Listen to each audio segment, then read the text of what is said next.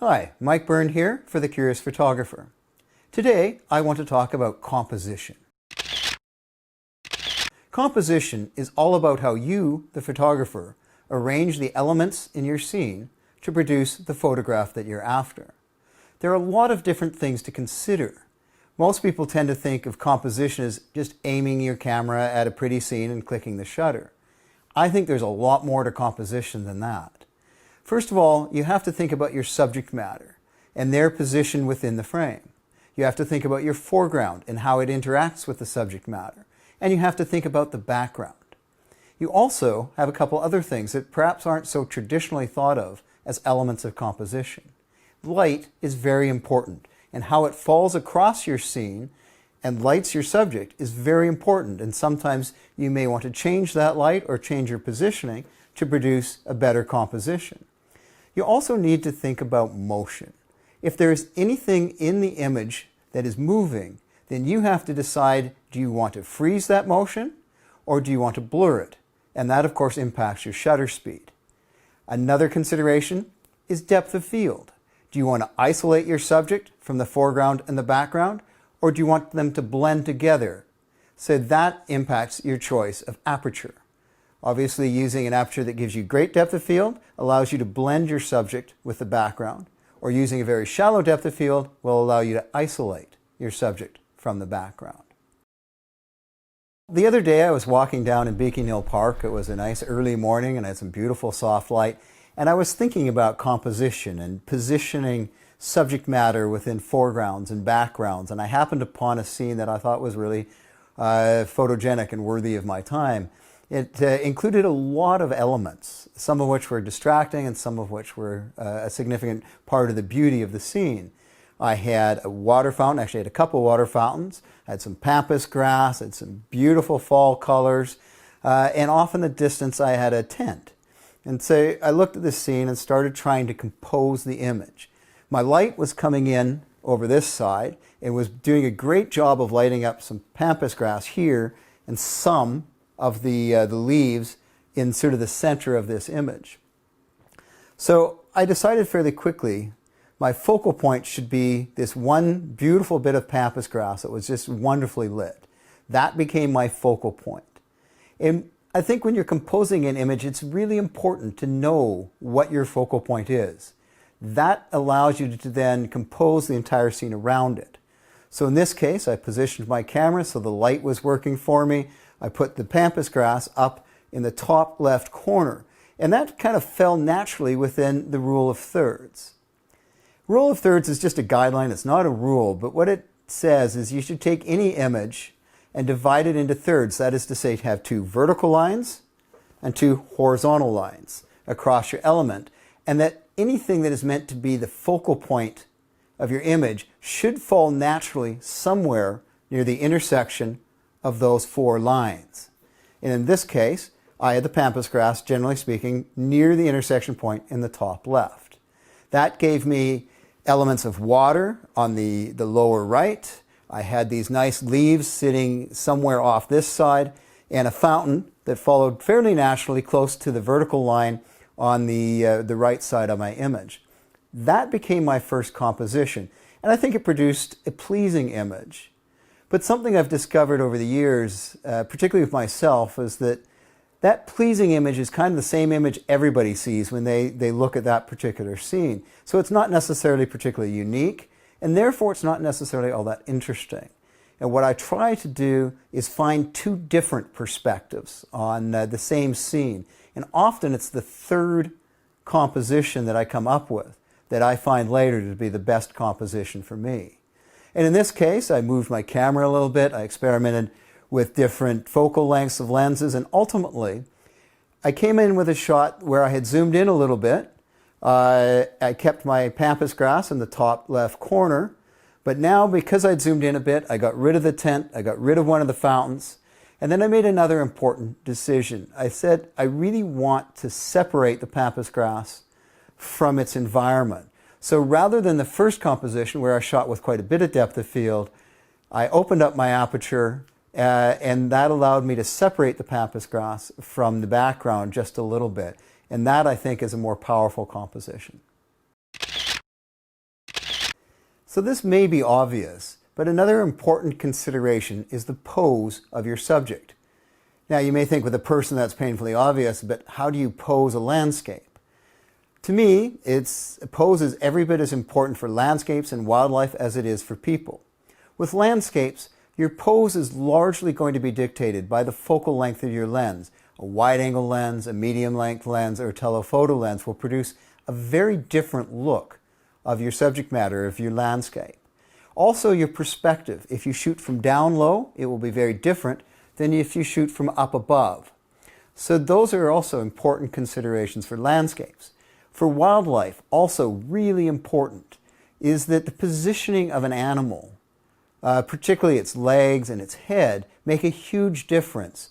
I like to find my animals to be dynamic. I want them to look active. So a sleeping lion in the grass doesn't generally produce a good image. And that's sort of a composition thing. I need to sit back and try to wait for the lion to move, to get active. If you can see that the muscles are tensed, that produces a better picture. With elephants or giraffes or just about any animal, some sense of activity will make a better picture. With people, pose obviously is very important, and it really dictates what kind of image you're going to get. Do you want your person to look soft and welcoming, or do you want them to be strong and aggressive? It makes a very different picture, and how you pose them will really dictate how successful you are. Typically, if you want someone to be strong and aggressive, you need to get below their eye line. So if you look at athlete portraits, a lot of times the photographer is bringing the camera down low and is shooting up at the person. This tends to make them look big. On the other hand, if you want someone to be friendly or welcoming, you need to get your camera above their eye line and shoot down just a little bit. Kind of like we're doing here. Another important consideration in composing your picture is motion. Is there any motion in this image? If there is, you have to account for it. Think of taking a picture of a person on a bicycle. If they're zipping down a road going 30 miles an hour, you can capture this image a couple ways. If you want to freeze them in place, you'll need to shoot at a very high shutter speed, like 1,000th or 2,000th of a second. That way you lock them down and there'll be no blur at all. However, if you want to give a sense of their movement, then you need to shoot at a slow shutter speed, maybe a 50th of a second or a 60th of a second. That way you get motion blur. If you think of the first image at a high shutter speed, essentially what you capture is a guy sitting on a bike. You have no idea how fast they're going. In the second instance, where I shoot at a 50th of a second, now I have motion blur, and if I've shot the picture correctly, the background should be blurred, but the image of the cyclist itself should be nice and sharp. That gives you a far better, in my mind, portrait of the person. It's a composition that took into account the motion of the subject. So you may say that, well, motion is all well and good for sports photography, but how does that apply to, say, landscapes? Actually, it does. Think about waterfalls. If you're capturing a waterfall, it's very important to decide, do you want to capture the individual little droplets as the water rushes down the hillside? Or do you want to create that sort of milky look of a very slow shutter speed?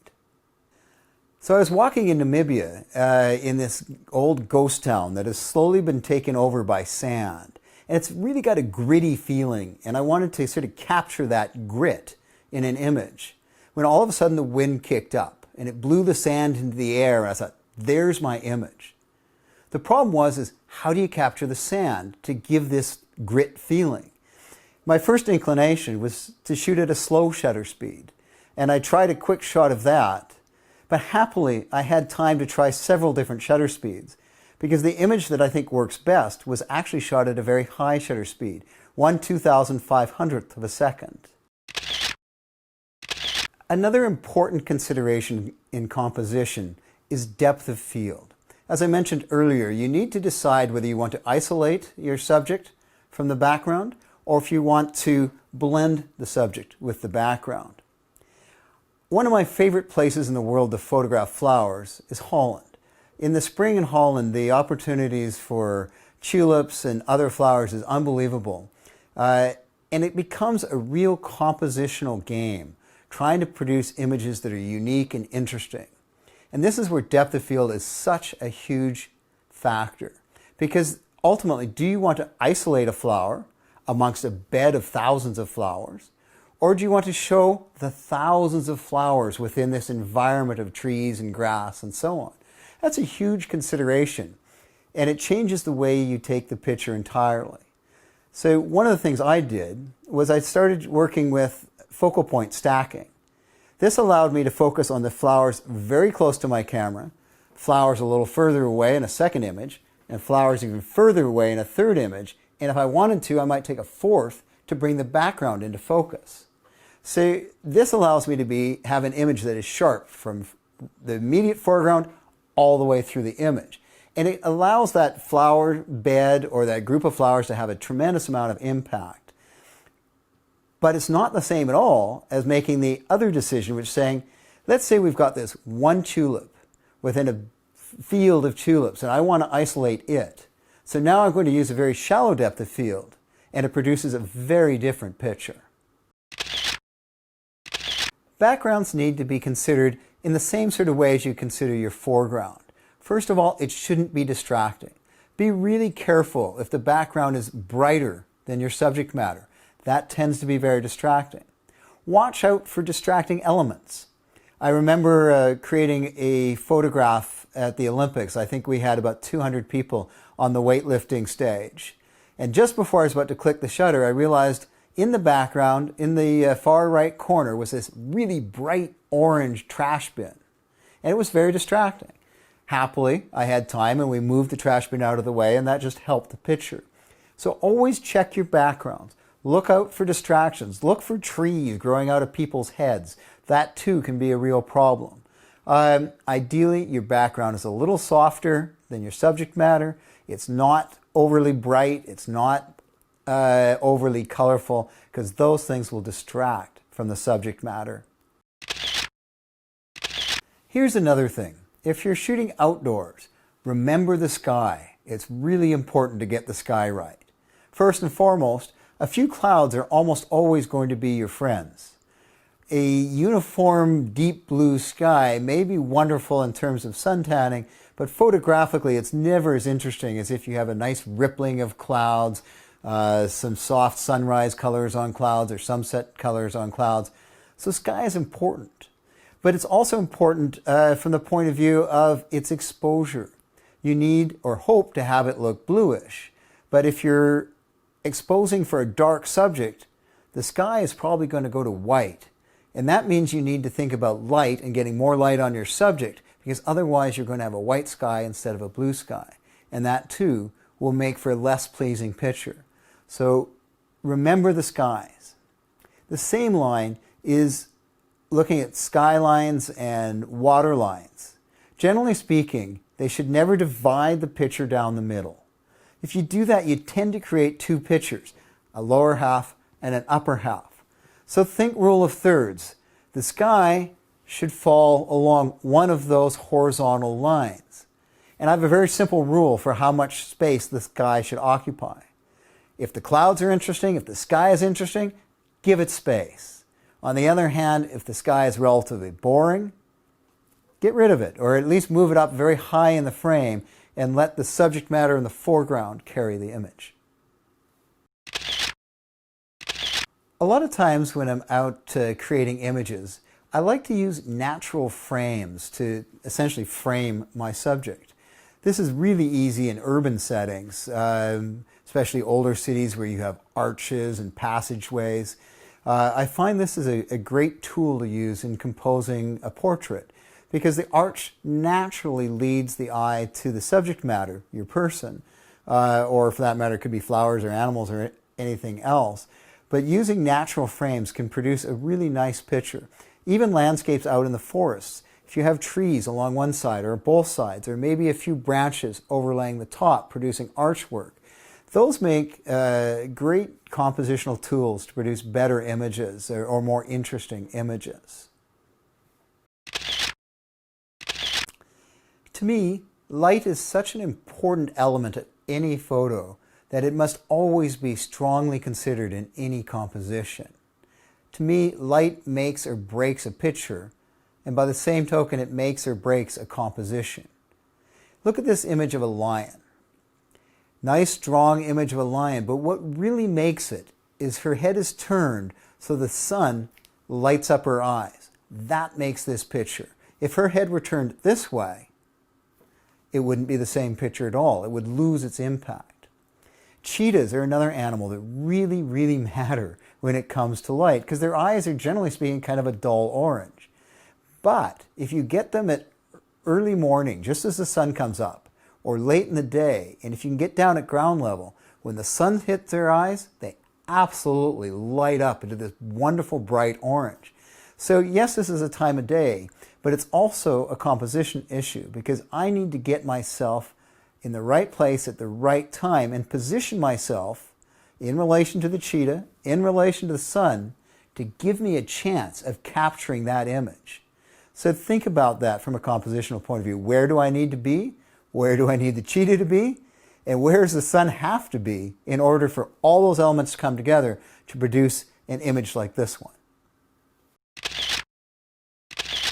This next point is pretty obvious, but it constantly surprises me how many times I forget to do it and how many times students I work with have forgotten to do that. And that is, check your horizons. Most modern cameras have levels, and you can display the level in your viewfinder or on the back LCD, and yet you constantly find images that are 3 or 4 or 5 degrees off level. And you know, that's fine, you can fix it in post if you have space.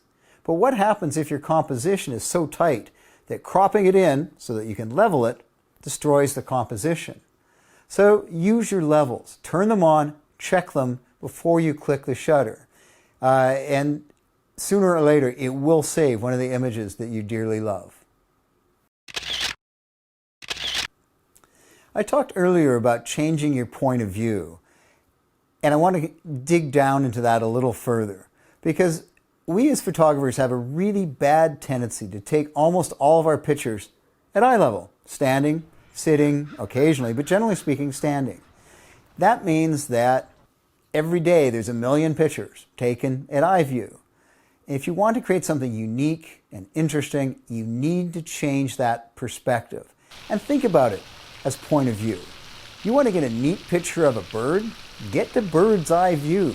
If they're in the water, you need to be down on your tummy.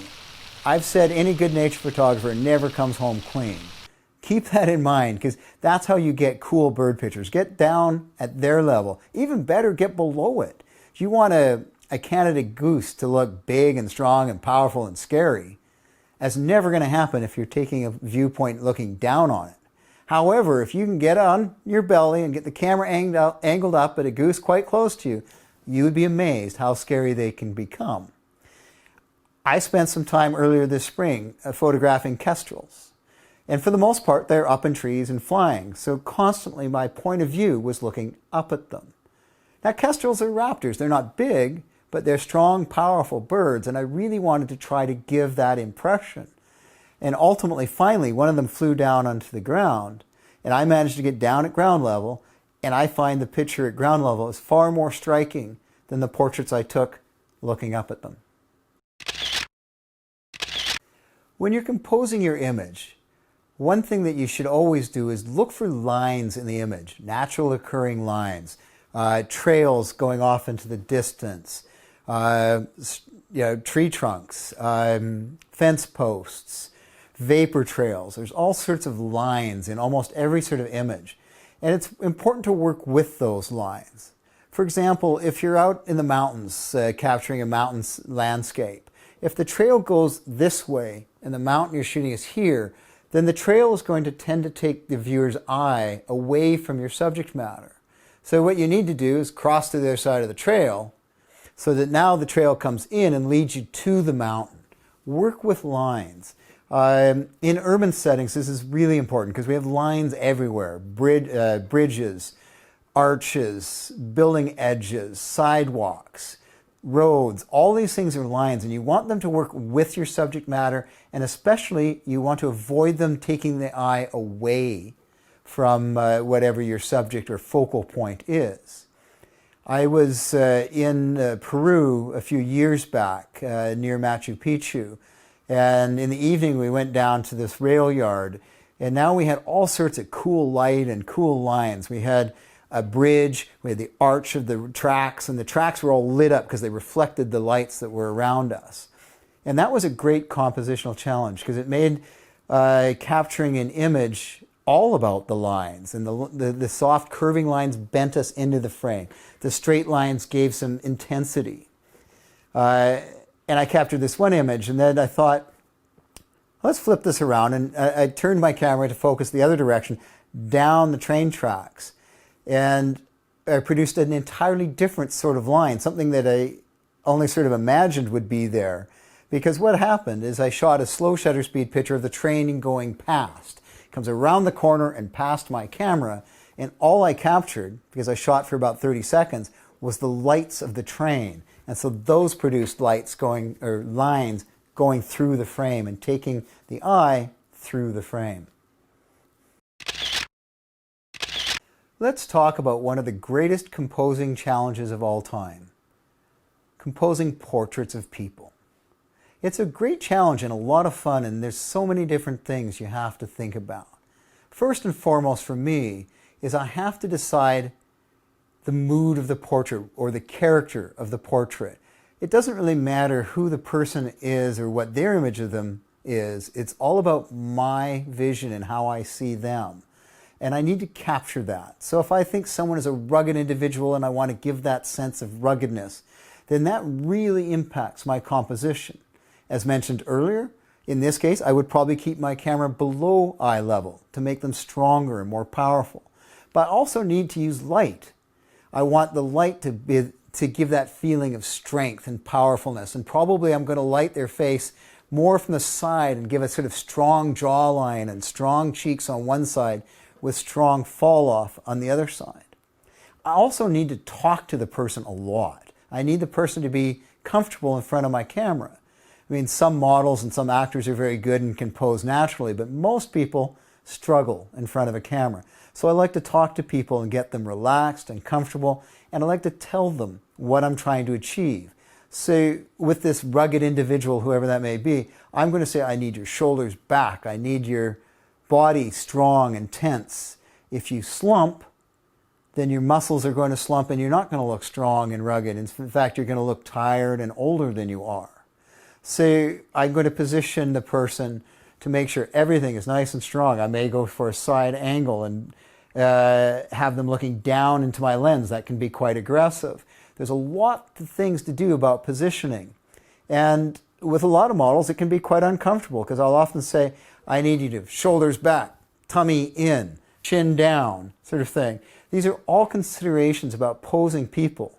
And I have to do all of that and work with my light to bring out the best aspects and the mood and the character that I'm after when I'm photographing this person. Here's another thought that isn't always obvious, and we call it creating or using active space. When you're composing an image, if there are eyes in the image, inevitably they're looking somewhere, and you need to give them space to look into. So if I'm at the edge of a frame looking out of the frame, it's nowhere near as comfortable as if I'm looking into space, so you can see what I'm looking at. The same applies for motion in an image. If you have a runner running through an image, positioning that person is really important so they have space to run into, or a cheetah that has space to run into. It can be equally effective, however, to have them at the other edge of the frame. It's far more creative to have them running just about out of frame, because what that does is lead the viewer to wonder, what are they running from? Because active space would then become the space behind them.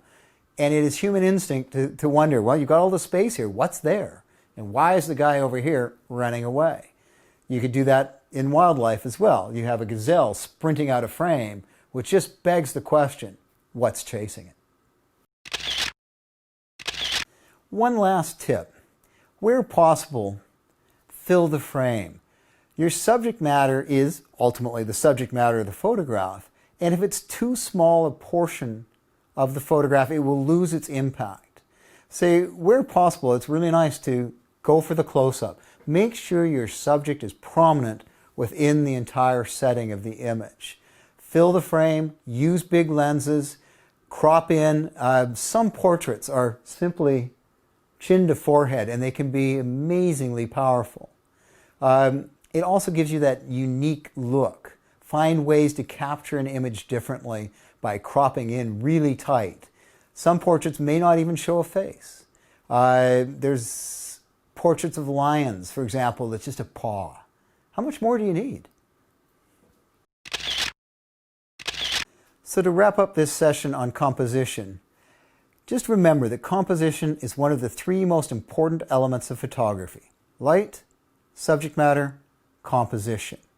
And your composition needs to take into account foregrounds, backgrounds, subject matter, focal points, and light. And don't forget to, it may not be so obvious, but think about motion and shutter speed and depth of field and aperture.